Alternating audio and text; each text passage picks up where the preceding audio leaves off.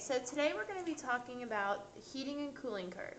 In order to understand the heating and cooling curve and to be able to do problems that use that heating and cooling curve, we're going to have to understand these two different types of equations. So this first one is our specific heat equation. We've already used that one in the past. So this is our Q is equal to mCp delta T. So we're going to be using this equation whenever we're talking about a change in temperature. This next one is going to be our delta H. So delta H is our change in heat, M is our mass, and HF is our heat of fusion, or we're going to do delta H is equal to mHV, which is our heat of vaporization. So our heat of fusion and heat of vaporization, these are not numbers that you need to memorize. They are on our reference table up here. So heat of fusion of water, which is HF, is 334 joules per gram. The heat of vaporization of water, which is HV, is 2,260 joules per gram. All right. Heat of fusion, this is when we're going to be going from solid to liquid, liquid to solid. And then when we're using heat of vaporization, that is when we're going to be going from liquid to gas or gas to liquid.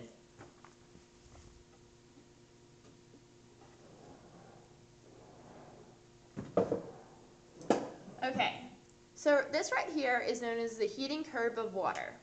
If you notice, we have a temperature axis, we have an energy axis. Here, we have some parts that are going up and some parts that are level, and it keeps going like that.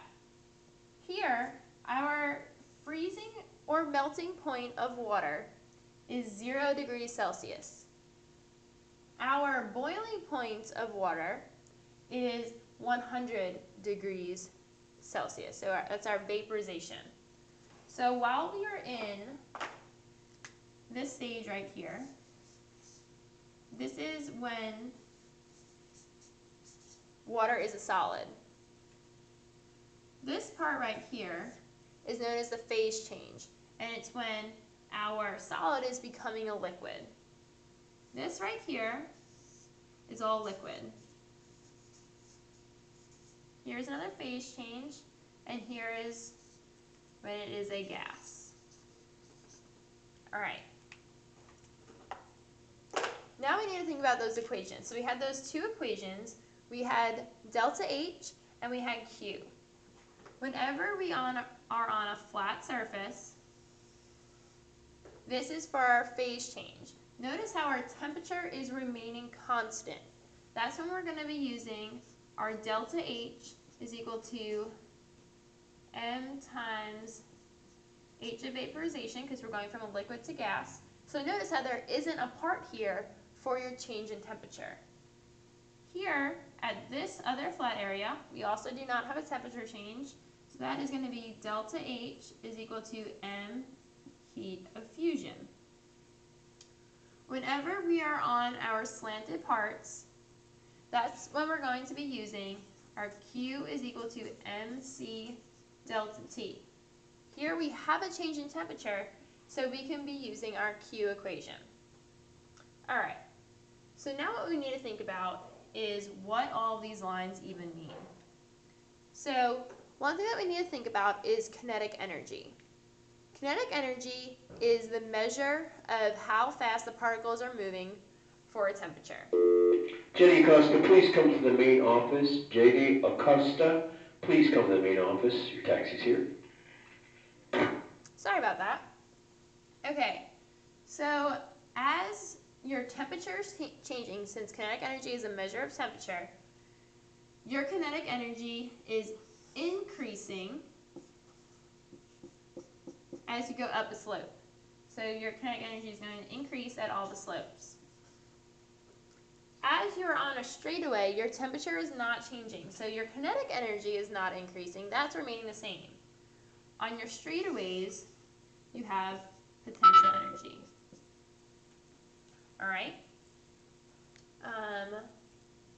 So as you go from solid to gas, you are increasing in kinetic energy. As you're going from gas to solid, you are decreasing in kinetic energy. Another thing that we need to think about is exothermic and endothermic. The word exothermic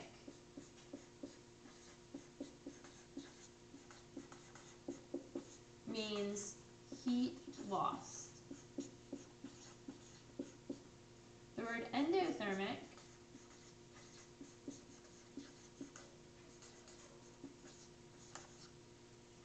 is heat gained. So heat is a type of energy.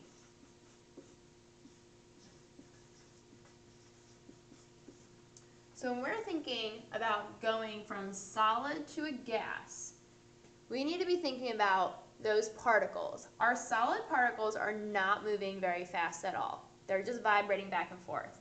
But our gas particles, they are going crazy, so they have a lot of energy.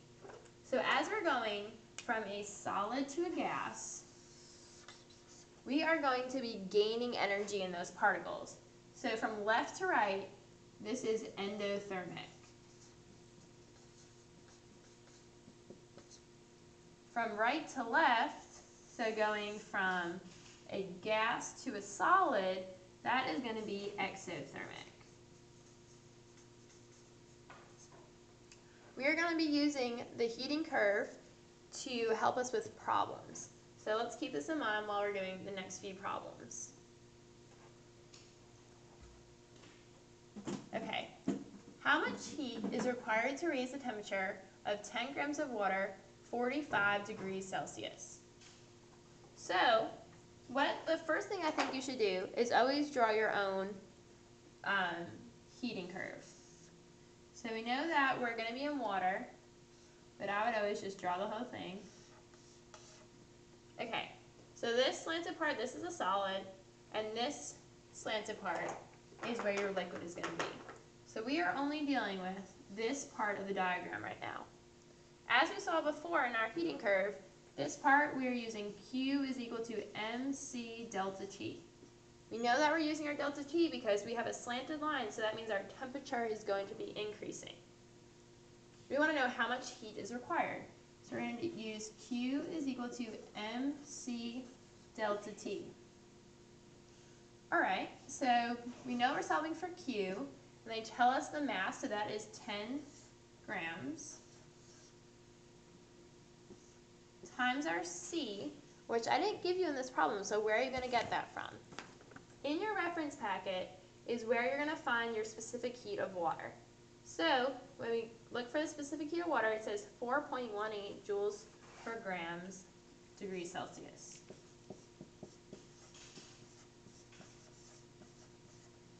And then it told us that we were increasing at 45 degrees.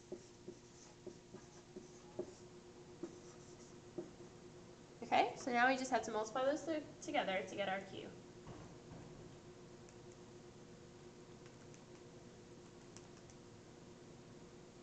Okay, so the answer I got was 1,881, and then my units for Q is going to be joules. Academic, this number is completely fine. For honors, make sure you're using your significant figures. So we have 2 sig figs, so it's going to be 1,900 joules. Okay? Why don't you try this next problem on your own? How much heat is required to raise the temperature of 5 grams of ice 6 degrees? So I told you that the specific heat of ice is 2.05. That's also in your reference table, so that is not a number that you need to memorize. Your answer is 62 joules, so make sure you can get that answer. If not, we can go over it in class tomorrow.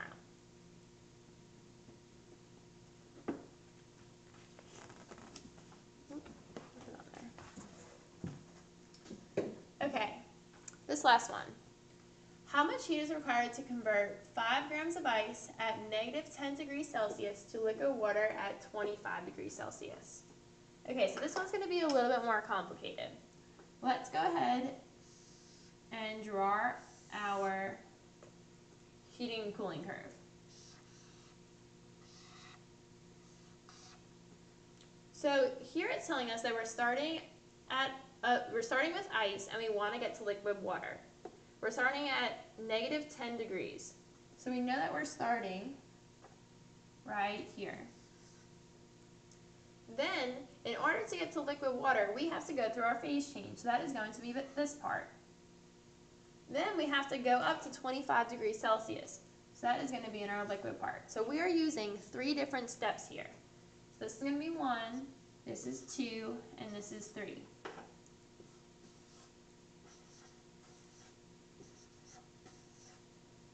Like I said before, anytime that you're on a slanted line, you're going to be using our Q is equal to MC delta T. So let's think about it. We know that ice melts at 0 degrees Celsius. So we're going to be going from -10 all the way up to 0. So our Q is going to be 5 grams. Our C for ice, we found that in our reference table, and that is 2.05 joules per gram degree Celsius. And then we need to figure out our change in temperature. We are going from a -10 degrees Celsius up to 0 because that's where the phase change starts. So that is going to be 0 minus a -10 is going to be 10 degrees Celsius. So now we're going to do that out. And we're going to get 102.5. Alright, so that takes care of the first part.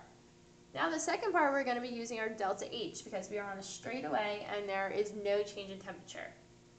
So we're going to be delta H is equal to M, which is 5 grams. And then we're going from a solid to a liquid, so we're going to have to use our heat of fusion. That is right here on your reference packet. So that is 334 joules.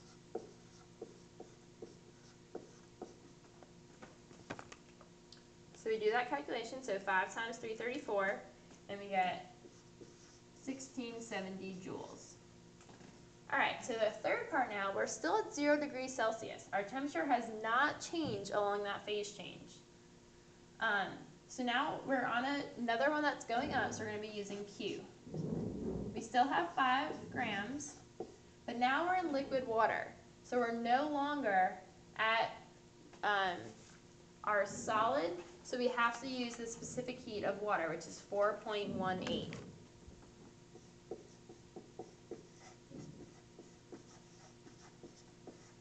Okay, now we want it all the way up to 25.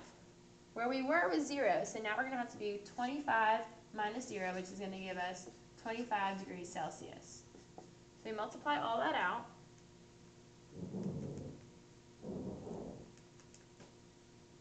And we get Q is equal to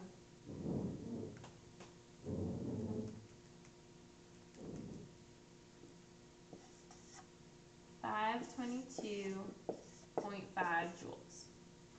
Now, they want to know how much heat's required for the entire thing, so now you just are going to add together each part. So you're going to get